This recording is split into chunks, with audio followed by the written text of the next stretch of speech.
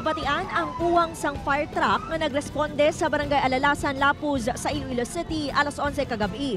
Nagkinaran-karan ng pumuluyo matapos nga nag-imwal ang kalayo sa lugar. Sa video nga iningakuha sa isa ka residente sa ibabaw sang atop sang kaiping nga balay, ginalamon sang kalayo ang 3 kapuloy-an. Sa investigasyon sang BFP, naghalin ang kalayo sa balay ni Alan Porras kag naglapta sa 2 ka balay. Totally burned ang 3 ka struktura. Ang balay made of concrete kag light material, so madasig niya nga gintukok ang mga panimalay.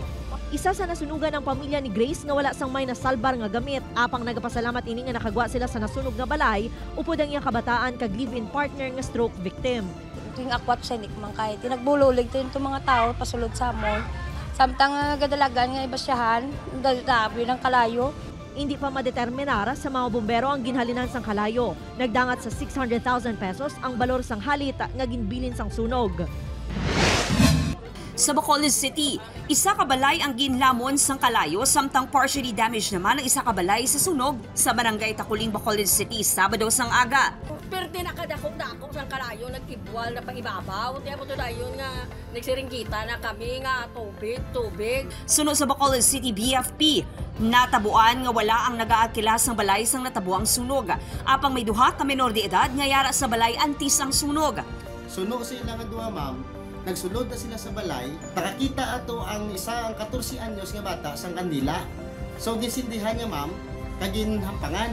Ang isa ni ma'am ka bata nagwa ni sa balay ang 13 years old. Samtang ang 14 years old nga nagsindi sa kandila ara pa sa sulod. Hinali niya lang ni ma'am gitawag ang 14 years old ni amigo nga malakat sila. Sunod naman sa lola sang isa sa mga menor de edad. Di kay guro ay gin patay mayo, pero may kandila na dangadaan.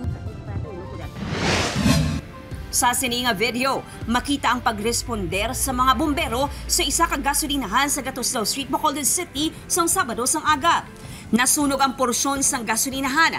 Ginatudlo rason ang hinali nga paglakat sang salakyan apisar nga wala pa nakuha ang fuel nozzle nga nakatakod sa inlet sang fuel tank sang salakyan.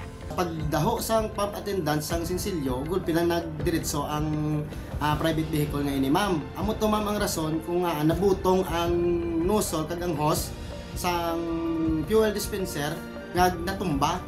After nga natumba, ma'am, dito din nagsugod ang kalayo. Aileen Pedraso, Zen Kilantang Sasa, One Western Visayas.